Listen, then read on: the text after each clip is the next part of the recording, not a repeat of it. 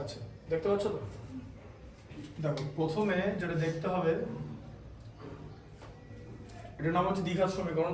প্রথম অধ্যায়ের নাম হচ্ছে দ্বিঘাত সমীকরণ। আর দ্বিঘাত সমীকরণকে ইংলিশে বলা হচ্ছে কোয়াড্রেটিক ইকুয়েশন। ঠিক আছে, কোয়াড্রেটিক ইকুয়েশন। এবারে তার আগে যেটা জানতে হবে সেটা হচ্ছে রৈখিক ইকুয়েশন কাকে বলে। রৈখিক সমীকরণ মানে লিনিয়ার, রৈখিক। যেটা তুমি করেছো আগে সেটা হলো, দেখো, ax plus B equal to 0। ঠিক আছে, এখানে চলরাশি কোনটা? চলরাশি হচ্ছে x, চলরাশি, যাকে ইংলিশে বলা হয় ভ্যারিয়েবল। ঠিক আছে, আর a, b এরা হলো ধ্রুবক, তাই তো? ধ্রুবককে ইংলিশে কি বলে জানো? বলে হচ্ছে কনস্ট্যান্ট। ঠিক আছে, আচ্ছা, এবারে এর ভ্যালু 0 হবে না, নট ইকুয়াল টু 0। ঠিক আছে, মানে শূন্য সমান হবে না। কারণ এ যদি শূন্য হয়ে যায়, তাহলে দেখো এ শূন্য হয়ে গেল, তাহলে তুমি এর জায়গায় যদি শূন্য বসাও, তাকে যদি তুমি এক্স দিয়ে গুণ করো, তার সঙ্গে যদি বি যোগ করো, তখন কি হয়ে যাবে? বি ইকুয়াল টু 0 হয়ে যাবে। তার কারণ শূন্যকে এক্স দিয়ে গুণ করলে 0 হয়, তাহলে এক্সটা থাকছে না, তাহলে সমীকরণ হবে না যদি এক্স না থাকে। ঠিক আছে, তার মানে এই ধরনের সমীকরণে এর ভ্যালু 0 হতে পারে না। ঠিক আছে, বি এর ভ্যালু 0 হোক, কোনো অসুবিধা নেই। ঠিক আছে, আচ্ছা, এবার দেখো, এবারে যদি ax plus B equal to 0 থাকে, ঠিক আছে, তাহলে ax ইকুয়াল টু কি হয় বলো?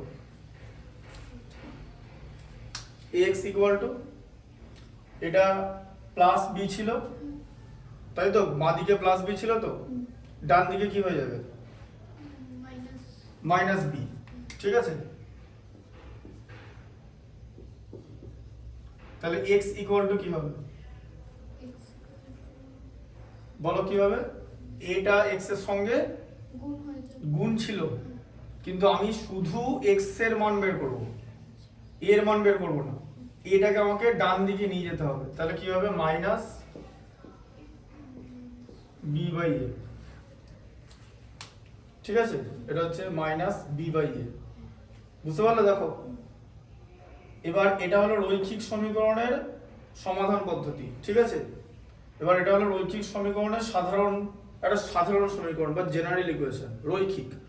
কারণ রৈখিকটা না জানলে তুমি কোয়াড্রেটিক পারবে না। কেন রৈখিক সমীকরণ?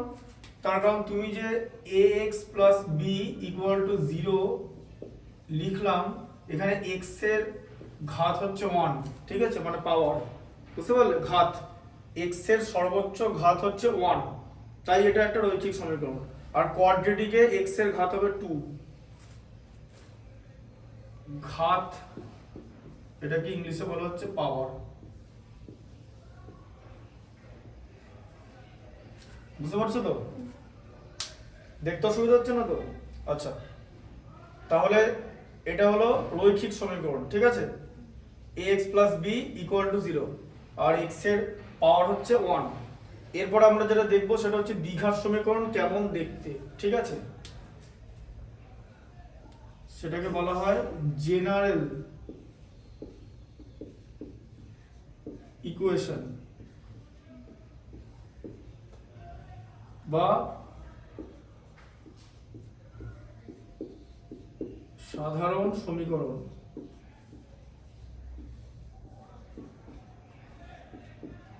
সেই সাধারণ সমীকরণটা কি? সেটা হলো ax square plus bx plus c equal to 0। ঠিক আছে, ax স্কয়ার, এখানে x হচ্ছে চলরাশি।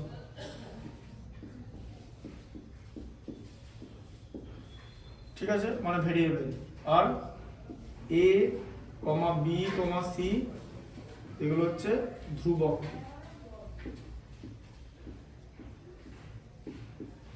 ঠিক আছে, এটা বি এর সঙ্গে যে এক্স আছে তার ঘাত হচ্ছে 1, তাহলে ax square plus bx two the power 1 plus c equal to 0।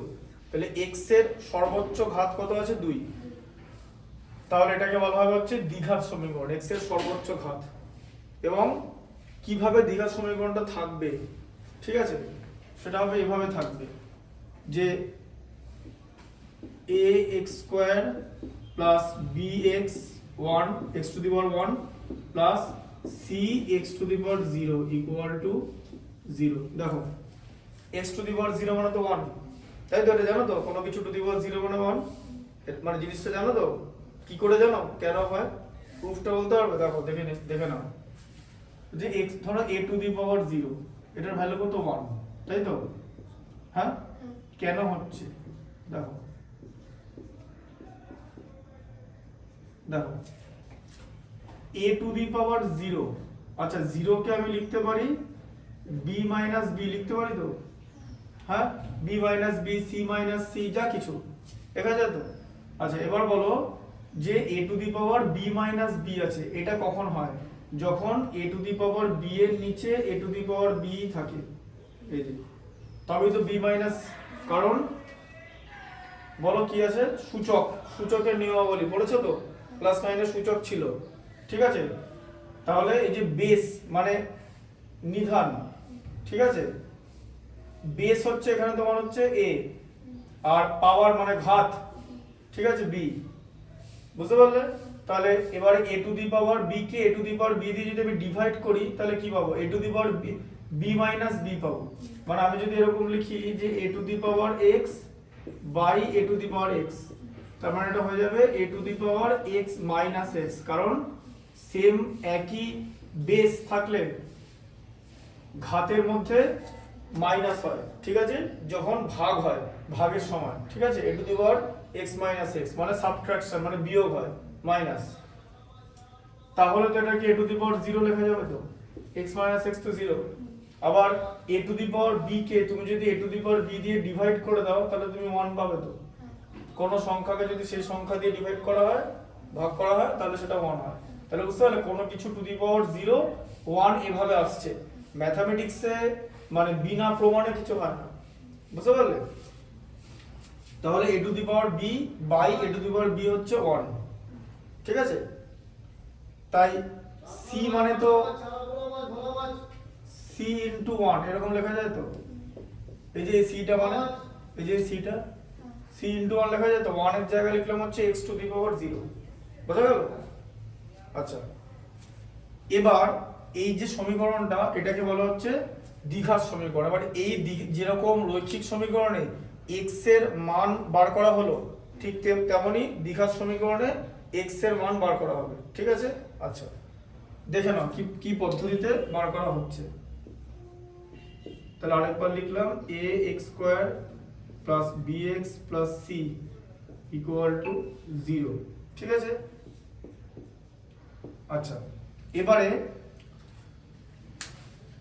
আমাকে এমন একটা সংখ্যা দিয়ে ax স্কয়ারকে গুণ করতে হবে যাতে এটা একটা পূর্ণবর্গ সংখ্যা হয়, পূর্ণবর্গ, বুঝতে পারলে? পূর্ণবর্গ হলে আমি কি করতে পারবো, আমি তার বর্গমূল করতে পারবো।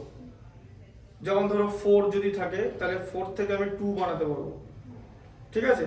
আচ্ছা তাহলে মিনিমাম আমাকে 4 দিয়ে মাল্টিপ্লাই করতে হবে, 4a দিয়ে। কেন, কি করে হলো দেখিয়ে দিচ্ছি। এবার এই জিনিসটাকে 4a দিয়ে মাল্টিপ্লাই করা হলো, 4a, তাহলে ব্র্যাকেটে চলে আসবে ax square plus bx plus c equal to 0, কারণ 0 কে যদি আমি 4a দিয়ে মাল্টিপ্লাই করি তাহলে সেটা 0ই হবে, ঠিক আছে? আচ্ছা দেখো 4a দিয়ে মাল্টিপ্লাই করা হলো, এবারে বলো 4a দিয়ে মাল্টিপ্লাই করলে কি হবে বলো। প্রথমে আমি দেখো ax square plus bx plus c আছে, এই তিনটে জিনিসকেই 4a দিয়ে মাল্টিপ্লাই করব, মানে গুণ করব, গুণ, মাল্টিপ্লাই মানে হচ্ছে গুণ। তাহলে 4a দিয়ে গুণ করো, কি হবে বলো, কি হবে? 4 a কে a দিয়ে গুণ করলে কি হয়, a কে a দিয়ে গুণ করলে a হয়, a কে a দিয়ে গুণ করলে a স্কয়ার, এ স্কোয়ার, ঠিক আছে? তাহলে দেখো কত হচ্ছে 4a স্কোয়ার x স্কোয়ার হলো, কারণ x স্কোয়ারটা ছিল, ঠিক আছে? এ দেখো 4a কে ax স্কোয়ার দিয়ে মাল্টিপ্লাই করা হচ্ছে, ঠিক আছে? তাহলে এখানে a এর ঘাত এখানে 1 এখানেও তো 1, তাহলে এখানে যখন মাল্টিপ্লিকেশন হয় মানে যখন গুণ হয় তখন ঘাতের যোগফল হয়, তো এটা 1 + 1 হয়ে যাবে, এটা x স্কয়ার যেরকম ছিল সেটাই থেকে যাবে, তাহলে 1 + 1 এ তো 2 হয়, তাহলে 4a স্কয়ার x স্কয়ার এটা হচ্ছে, ঠিক আছে? 4a স্কয়ার x স্কয়ার, আর 4a তাকে এবার bx দিয়ে গুণ হবে, কি হবে তাহলে 4a কে bx দিয়ে গুণ কত হবে বলো? 4a কে bx দিয়ে গুণ করলে কত হবে? 4bx না, a আছে তো সঙ্গে, 4abx 4abx plus 4a into c কত হবে? 4ab না, abc না, শুধু c আছে এখানে, আর এখানে a আছে, তাহলে কত হবে 4ac ইকুয়াল টু 0, ঠিক আছে? আচ্ছা, এরকম হলো। আচ্ছা, এটা তুমি দেখেছো আগের দিন কিরকম করে এটা কনস্ট্রাক্ট করা হয়েছে, দেখেছো তো?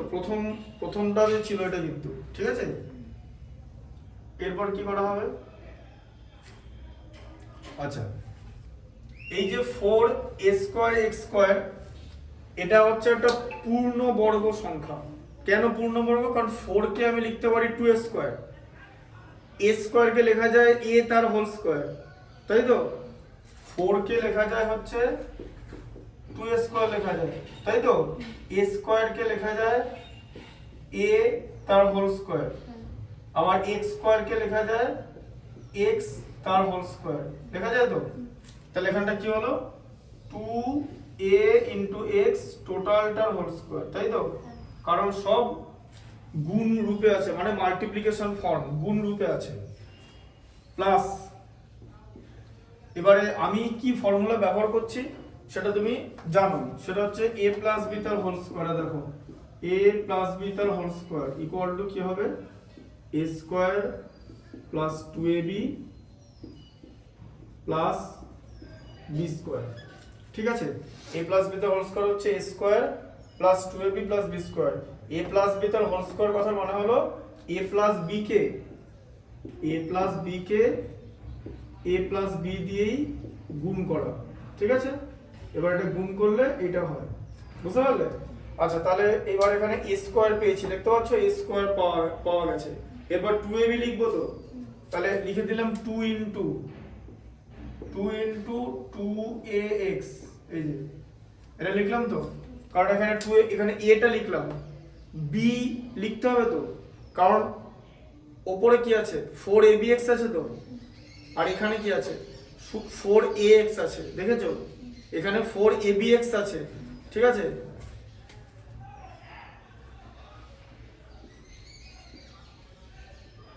এখানে 4abx আছে আর এখানে 4ax আছে, তাহলে কি আনতে হবে বলো? কি নেই নিচে? কি নেই? 4abx আর এটা 4ax, নিচে দেখো b নেই, b নেই তো, তাহলে b টা মাল্টিপ্লিকেশন করে দিতে হবে। কিন্তু এই যে তুমি যে b টা মাল্টিপ্লিকেশন করে দিলে সেই b টা কোথা থেকে পাচ্ছ? 2ab এর b টা আমরা পাই হচ্ছে b স্কয়ার থেকে পাই, ঠিক আছে?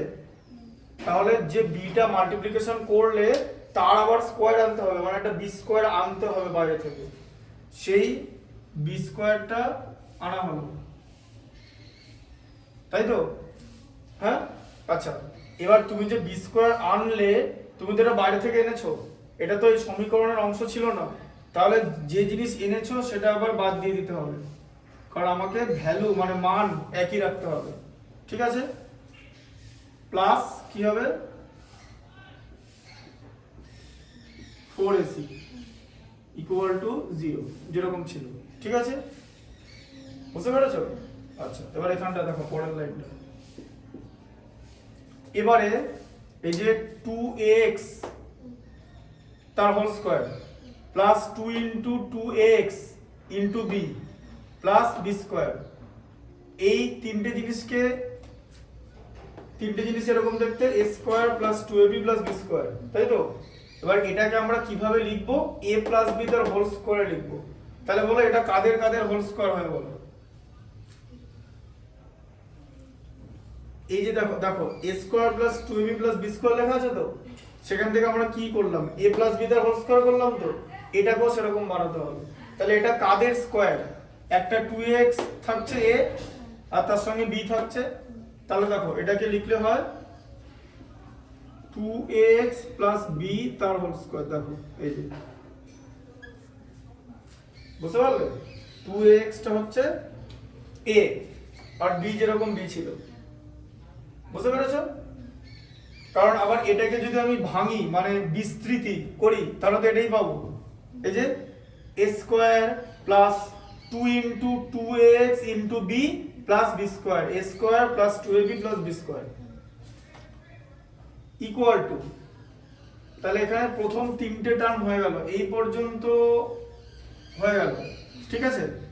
বাকি থাকবে কি, এবার সমীকরণের এটা বাঁ দিকে ছিল, ঠিক আছে, সমীকরণের ডান দিকে নিয়ে যেতে হবে। তাহলে এখানে মাইনাস বি স্কোয়ারটা কি হয়ে যাবে, মাইনাস বি স্কোয়ারটা কিন্তু প্লাস বি স্কোয়ার হয়ে যাবে, কারণ সমীকরণের বাঁ দিক থেকে ডান দিকে কোনো রাশি গেলে তার চিহ্ন পরিবর্তন হয়, মানে সাইনটা চেঞ্জ হয়। তাহলে বি স্কোয়ার আর 4ac সাইনটা প্লাস আছে, তাহলে এদিকে কি হয়ে যাবে মাইনাস, তাই তো? বুঝতে পারছো? আচ্ছা এখানে দেখো, এবারে তুমি কিসের ভ্যালু বার করবে, এটা স্কয়ার আছে, ঠিক আছে? আচ্ছা আমরা কি করি, যদি এরকম কোনো একটা জিনিস থাকে a স্কয়ার ইকুয়াল টু 16, তাহলে a ইকুয়াল টু কি করে দিই, রুট ওভার করে দিই, তো এরকম করে বার করি তো, মনে আছে? দিয়ে কি হয় প্লাস মাইনাস 4, কারণ 16 কে বর্গমূল করলে 4 হয়। রুট ওভার কেন করি, তার কারণ রুট ওভার মানে জানো, শোনো, কোনো কিছু যদি রুট, ধরো রুট ওভার 2 যদি এরকম একটা থাকে, এই কথার মানে হলো 2 টু দি পাওয়ার হাফ, কোনো কিছু রুট মানে সেটা টু দি পাওয়ার হাফ। কি করে হলো, ধরো এখানে a স্কয়ার মানে ইকুয়াল টু 16 আছে সাপোজ, ঠিক আছে, ধরো, তাহলে a ইকুয়াল টু কি হয়ে যাবে, এই দুইটা পাওয়ারে ছিল তো ঘাতে, ঠিক আছে, ঘাত যখন সমীকরণের বাঁ দিক থেকে ডান দিকে যায় তখন ঘাতের অনন্যক হয়ে যায়, মানে ঘাতটা উল্টে যায়, এটা 16 টু দি পাওয়ার 1/2 হবে, ঠিক আছে, কারণ 2 এর অনন্যক কত, অনন্য, অনন্যক মানে জানো তো, অনন্যক মানে কোন একটা সংখ্যার অনন্যক হচ্ছে তার উল্টোটা, ঠিক আছে, বুঝতে পারলে? 2 এর অনন্যক ইকুয়াল টু 1/2, এই যে, তাই তো? অনন্যকে ইংলিশে বলা হচ্ছে রেসিপ্রোকাল।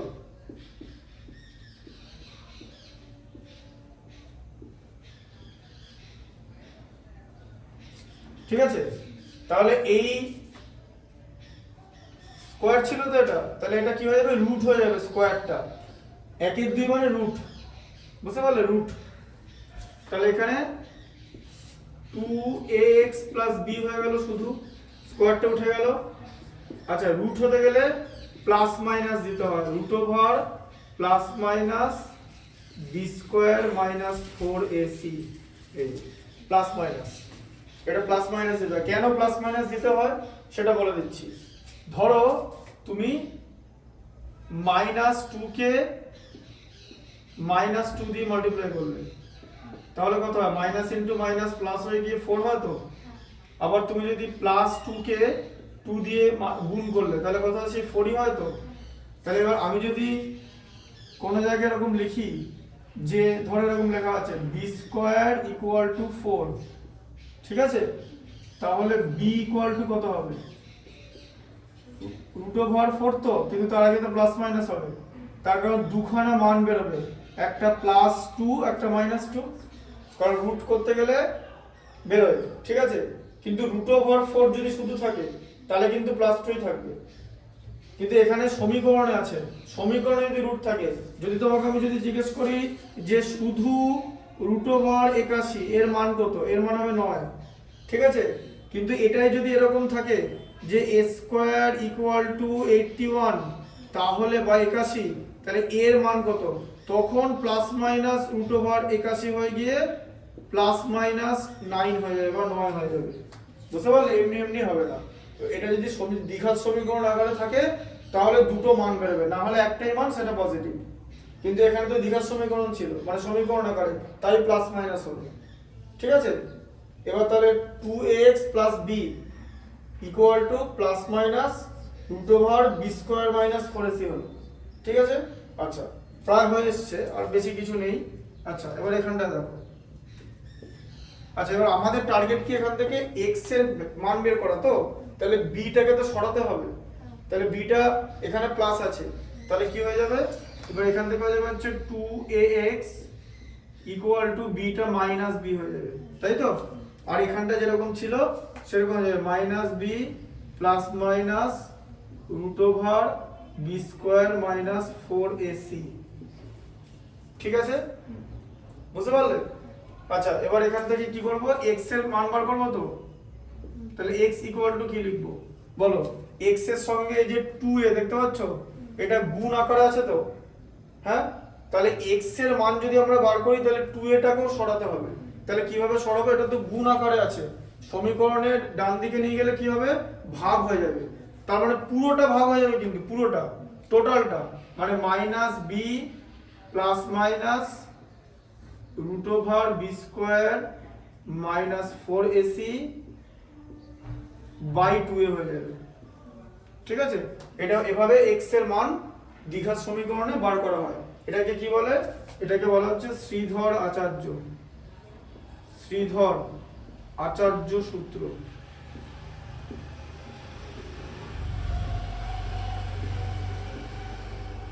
এই সূত্রটা কোথায় ব্যবহার করা হয়?